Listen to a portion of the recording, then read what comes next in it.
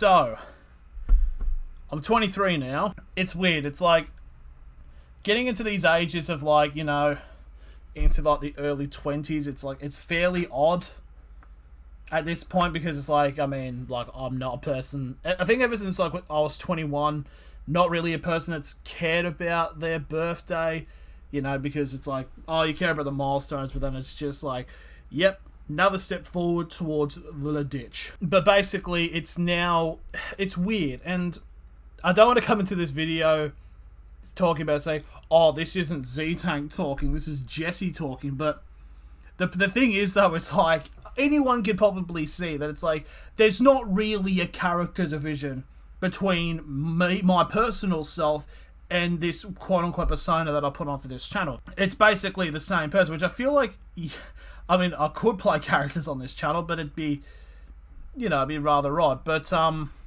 it's weird, and it's coming into now, especially with this year, that it'll be it's the 10th year of my channel existing. I created this channel, like, mid-September 2013. Like, I've been at this for a while, and it kind of just made me thought about certain struggles that I've had personally, and just, you know, making it viable open, because obviously for the last couple of years it's been, you know, pretty much ever since COVID, it's been a bit of a struggle. But we're gonna get into it, basically.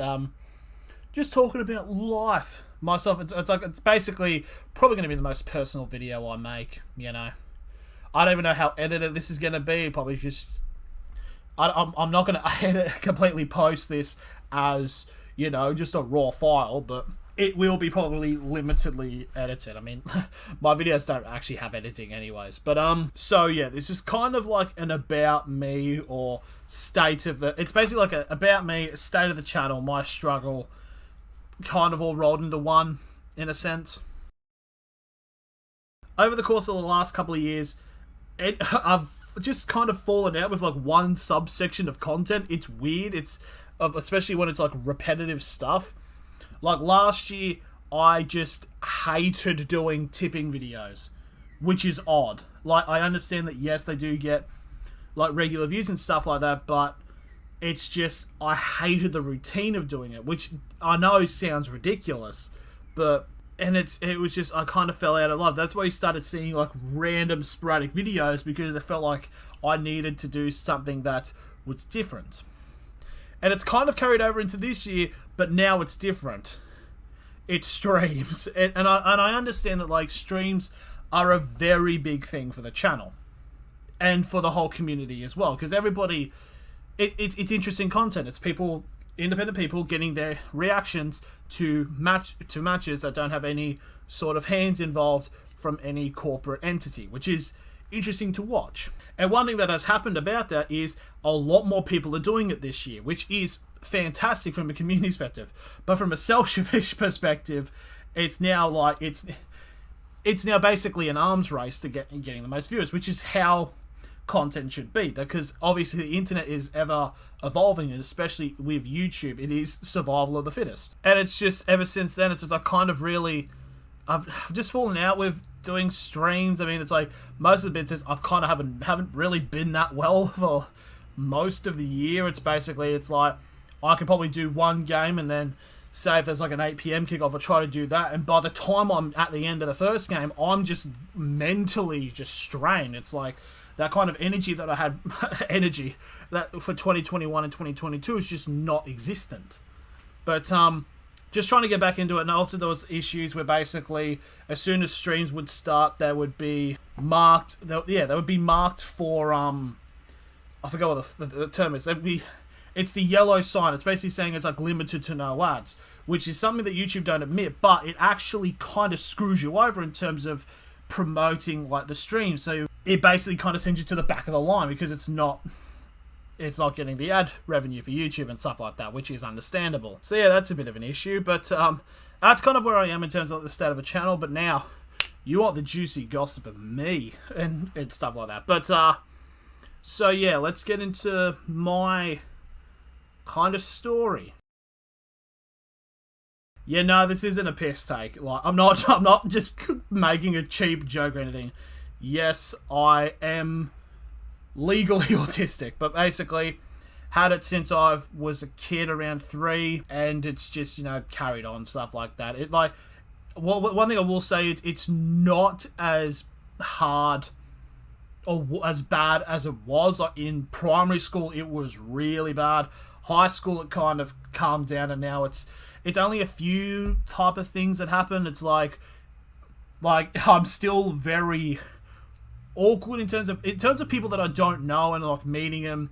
If anyone who has like met me like in real life, you would probably know that I'm a bit reserved, and it's like, I wouldn't say standoffish, but it's kind of like there's a guard up in a way of like how I present myself, and then obviously once it's like, okay, it's calm, then I'm the greatest person to ever live. And it's kind of weird because it kind of contradicts the repetitiveness, because that was a big thing for me, and it's a big trait in people who have the autism spectrum, is they like repetition and doing the same things over and over again. They like routines. I've done a complete 180 recently, because I say it's like I hate doing it now.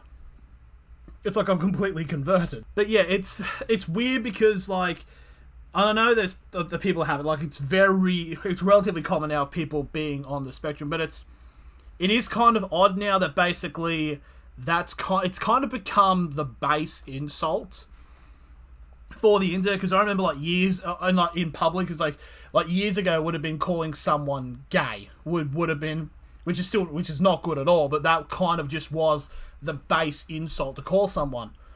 But ever since then, it became calling people autistic, which was like, I didn't get offended by it, but it was still bloody weird. Also, the portrayal of autism hasn't been that great recently. You had Sia's Music, and then you obviously have had Freddie Highmore that plays the Good Doctor. I think everybody has seen the clip. Apparently he's a surgeon, but it's something that it's just it's a blessing and a curse in a way. Like, I understand, like, people find it weird to record themselves on a camera. Obviously, yes, there are people that are watching it, but it's weird. I can kind of like disassociate that, and I know that I'm just talking to a webcam, and it's like natural. I think it's also because I've just been doing it for far too long with very little success. But and it's just something that I've just gone through, and yeah, and it's that's just kind of how things have really been, and it's it's just a battle of like, and also it's like me like wanting to like do things. It's like there's something like holding me back, kind of thing mentally, but I think that's probably more just like anxiety and depression. What a segue. Yeah, I mean, I think it's probably ever since high school. It's just sort of thing. It's more anxiety, which there is also a big adage that I do want to get into later, but it's just don't really want to do new things or like get out there. It's kind of like the series with the Sea Tank's Road to 99. It's just, I haven't been confident in public to actually film in the gym. It's like, because people will like look at me, and that's how I like view myself, as like, I do these videos to get seen, but I don't want to be seen. It's such a weird analogy, but that's kind of how it is inside of things. And obviously, it's just been a big thing that's kind of just plagued it for the last like 5 or 6 couple of years, but it's whatever. It's getting better. It's like, I'm not like having, those type of thoughts, but it is like, just thinking about like the duality of man and what happens after we leave this mortal plane. But it's just the way I see it, and it's just how it is of big things. But now we go on to probably the 2 main things, which are, it is going to get into probably like a bit serious. Probably not be that much as jokiness, but yeah, so it's going through some big proper things that have happened. Yeah, so basically, it's tied up into 2 things really. Is in between basically 3 years ago, almost to this day, was I had a pretty sizable health scare. In a way, basically, I'm going to talk about my bollocks here for a second. My testicles for a second, so bear with me. But it was at the beginning of the COVID pandemic, and obviously it was when the first proper lockdown was going in, and just became very anxious staying inside. And the thing was, though, it's like, I wasn't... it's like I was scared, but not for COVID. It was weird. But one of the things that was recently made as a part of exercise was fishing. Like, that was legally made as exercise, and you could go out in your LGA and go fish. And that's what me and my father decided to do. We went out fishing and riding the boats. The next day, my bollocks were hurting. Like, it would just sit there, and then it would constrain and, like, start to hurt. And usually, like, I was like, oh, it's natural because, you know, the boat, like, going up and down, you might have, like, caught your balls on the seat. And it was like, it got to the point, and it was like a couple of days, and I was like feeling around, and then I felt something. And then I was like, what's that? And then I kind of gotten, this is the one thing, it's like, is when you start searching symptoms. Do not do that. But, I mean, you can't, it's weird. It's like, yes, it gives you, like, knowledge on certain things, but it's like, it will scare the living daylights out of you because you feel a bump in a place where it probably shouldn't be. Yep, you instantly think cancer. And so, basically, I was kind of like, okay, what's going on? So, I went to the doctors. I think it was the night before. I actually thought another one on my other one. Because the first one was on my left. No, there was two on my right that I was feeling. So, basically, went to the doctors. Old man... tickled my nuts, but and said he couldn't feel anything, but he wanted to do an ultrasound. But no, he said suggested doing an ultrasound. I said yes, and it was booked for around the 1st of June, 2020. So, and this happened like, it was like the trip happened like late April. So pretty much that whole month I was just thinking, do I have this or not? And I actually went through my 20th birthday, which was on Zoom, by the way, because obviously we couldn't hang out in public, and I was thinking. There were sexual thoughts of like, would this be my last birthday? Like, it got like fairly serious. So basically, went into the ultrasound place or some medical facility where they did the ultrasound, because that's what they do to scan for what they were looking for. So basically, they were looking at the spots they were looking for if it was hard. If it was soft, it would be a cyst. If it was hard, it's a tumour. Then basically what would happen is they'd have to cut my bollock off and basically have to like take a biopsy to test if it actually is cancerous or not. So basically, got in there, had like, the gel was very warm, they put it on, it was very nice. They scan your kidneys first, which is basically what they have to do. That's what they first do, just because usually that's where it goes if it has spread, is that it goes straight to the kidneys first. And then it goes right onto the bollock. The problem is, though, is I had my head to the left because I wasn't going to look at the person ultrasounding my testicles in the eyes. Like, for both of our sakes, I didn't want that to happen. But basically, and then I was like, so I put my head mostly to the left, which is where the TV was, and I was thinking, what's that? Because I didn't know. And basically said I would get a phone call over the next coming days about like the results. Got a phone call the next day and said that it was nothing. The problem is, so it's like, my brain was like, yeah, but what is it? And it kind of just kept playing in the back of my head just for ages. And it was like, took like November. And it was just like, oh, but what is it? What's going on? It's like saying, oh, they might be wrong. But it's like, and the thing is that my parents were like assuring me, basically saying, is like, if they found something, they would have told you. Like, that I would have had to go into hospital immediately if they thought that something was wrong. It wasn't until about November of 2020, going to the doctors, I casually asked, do you have like what the results of the ultrasound was, and basically what it was? And she looked up, basically says there were epidemial cysts. There was 2 on my left, which I actually didn't know there was any on my left, and there was 1 on my right. So a bit of a PSA, lads, just check your balls.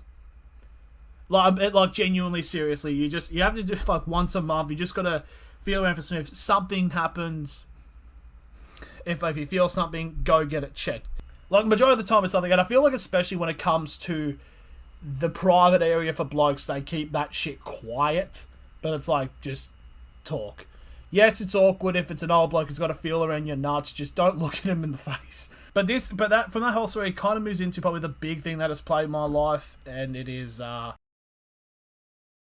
this is the big thing that started pretty much from COVID and has just plagued my life ever since. Is being a hypochondriac or very health anxious. It's like it kind of started because I was looking at like moles, because I have like a lot of moles on my body, and that's because my parents have moles a lot on their body as well. So it's just a generic thing. But I was like, oh, what's that? And you'd look at something and you'd think, oh, what's wrong? Is it something serious? And it's like, then it got to the point of now just like feeling yourself like, oh, like a little bump. It could be like, an ingrown hair, and you think, what's that?